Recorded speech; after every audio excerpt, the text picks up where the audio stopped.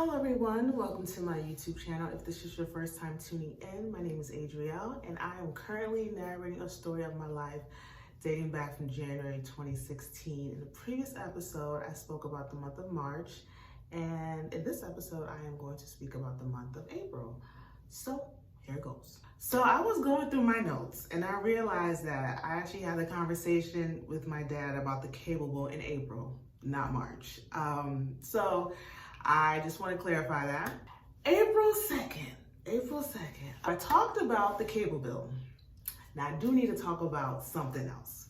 So I don't know if I mentioned this back in 2019, but when I attended the hiring event at London, all of our fares and like the food that we ate, all that stuff, they were going to reimburse us for that. So they did tell us to print out a form. I think it was on the website, or they actually gave us the form. One of the two. I think they gave us the form. We had to write out all the stuff that we spent, like our expenses, and we had to submit it at a particular time. I think no later than December 20 something. I can't remember, but I do remember I did send them my expenses, which were the lift to the hotel and back. And I did get food when I got back home because I was hungry. So the lift ride back and forth and my lunch. So everything all together was, how much was it? Everything all together, the lift was like $40 and the meal was like $20. So I think all together, everything was $70. I do remember it being in the 70s, like 70 or 71, right? So I filled out the expense form and I sent it to them before the deadline. Get a text from my father. He said, you got a check from London. So I was like, oh my goodness, it's like, to be honest, y'all, that was the perfect time to get that check because I didn't have any money, right? My parents are sending me money. I'm just like getting stuff from stuff, right? So my dad says to me, he says, you know what? I'm gonna cash the check, right? And then I'm gonna give you the money, right? So he took a picture of the check, sent it to me via text. Y'all, I had a check from London that was for $149 and some change. I was like, what?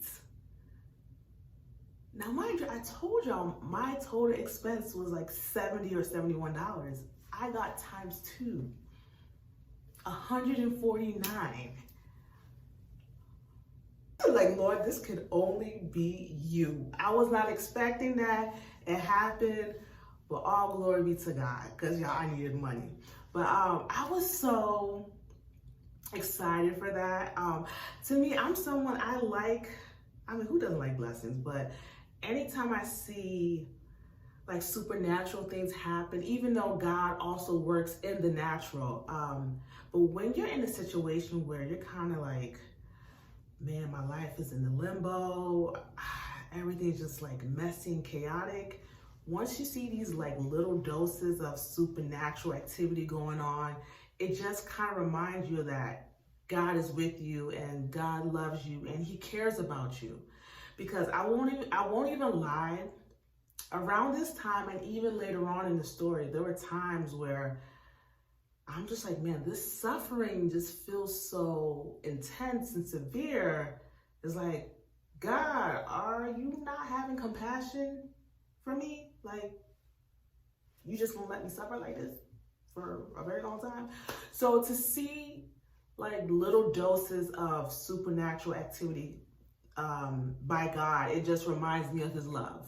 And it reminds me that he cares for me and he's walking this thing with me. So that was really exciting. April 3rd was the end of Lent, even though I partially observed it, but it was the end of Lent. I'm in Ruth's apartment hoping and just praying that April will be the month that I secure a job with London, so I can be out my way, out of Ruth's apartment and into Hidden Valley. So that's just my mindset really in the first month. Actually, no. So that was really my mindset really in the first week and the entire month of April. So it's the middle of April. And as far as my H. pylori situation was concerned, I was better, but I wasn't healed. So I was no longer having issues eating certain foods, rushing to the bathroom. That wasn't a thing, but I was still belching. So I remember getting in contact with the clinic, and they said that because of what was going on, they were not taking any clients or patients. They weren't taking any patients in the clinic, but they do have a doctor that will assist via, phone call. So I spoke to the doctor, told them what happened, and they said, yeah, like you'll be fine, just wait it out or whatever. Now, here's the thing, even though I was on that antibiotics and all that for 10 days, there was one particular medication, which was like an anti-acid medication, that I had to take consistently till I finished the bottle, basically. And it wasn't working. It was something that I was using even before I was on the antibiotics. It wasn't working. I felt like I didn't need to be on that medication, right? So I was doing research, and a lot of research that I saw was that people who had an H. pylori infection, they had to go through the antibiotic process twice. So the first time they went through the antibiotic process, the bacteria was still there. The second time they did it, that's when the bacteria was gone. So I was seeing a lot of people on the internet with their articles and stuff like that about them having to go through that process twice. So I remember mentioning it to the lady at the clinic, and she was like, no, you don't have to go through it twice. You'll be fine. Like, you're healthy. I was like, I don't know. I feel like that bacteria is still inside of me because I'm still belching, and I'm still having like these kind of flare-ups and stuff like that. So I said, you know what, I'm gonna just keep using this antacid for the meantime. Maybe afterwards when this whole vid kind of like calms down, because I think it was kind of like projected to end in June 2020. I said that I will go and visit them and see what they can do with the situation. So there was a day I was going to CVS, middle of April, and immediately I parked my car. I get a text from my older brother. Get a text from him, and he asked me, did you get your stimulus check? And I tell him, I'm like, oh no, I didn't earn that much last year. I don't think I qualify. And he was like, oh no, it's for everyone. Everyone qualifies for the stimulus check. And I was like, really? I thought you had to, earn a certain income the year before. And he was like, no. He was like, just go to the website. He's like, as a matter of fact, I'm gonna send you the website. He's like, fill out the form. You should be good. So I was like, oh, okay. So I go into CVS, get whatever I went there to get. And then I get back to Roots Place. I fill out the form, and I'm like, okay, I'm gonna just sit and wait.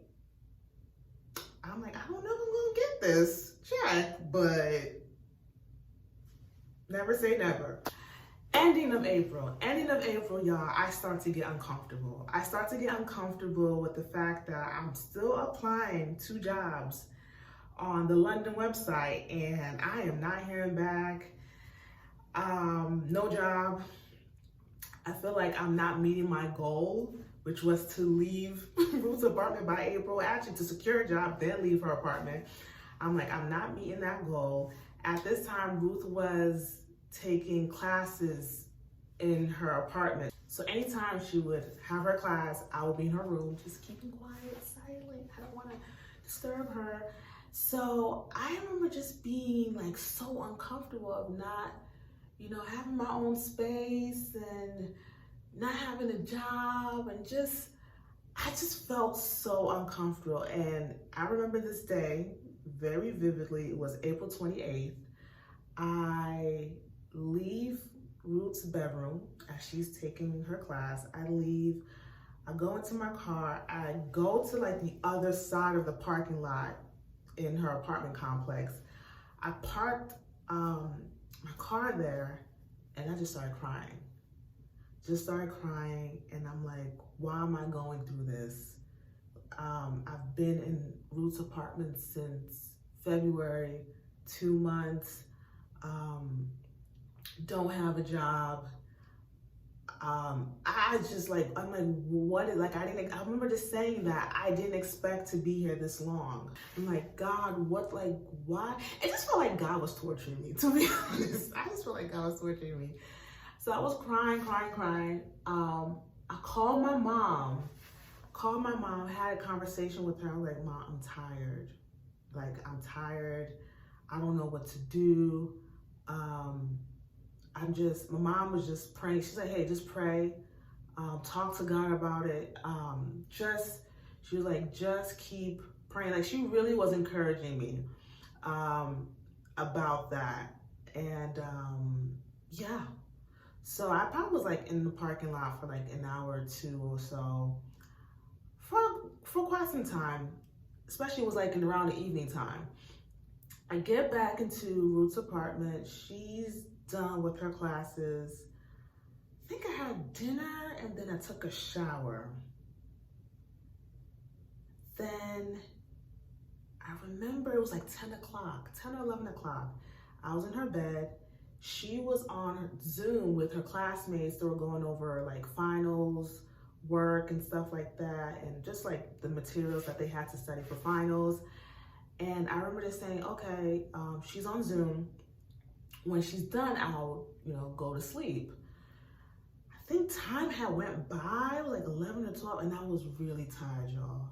I was really tired. I wanted to sleep. I couldn't sleep because, she was on Zoom. I don't even know what happened, but the next thing you know, I fell asleep sitting straight up on the bed. And then I had a dream. And I'm going to talk about this dream. In the dream, I moved into my own apartment.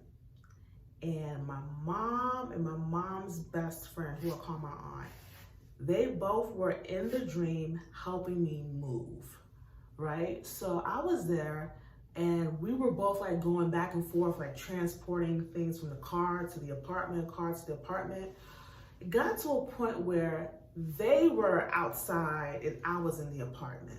So I was in the apartment, and then I leave the apartment to go into the car and meet them.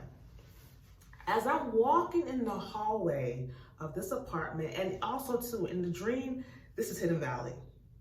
Like, I know this is Hidden Valley, right? So I leave the apartment, I'm walking to the parking lot. I'm in the hallway of the apartment.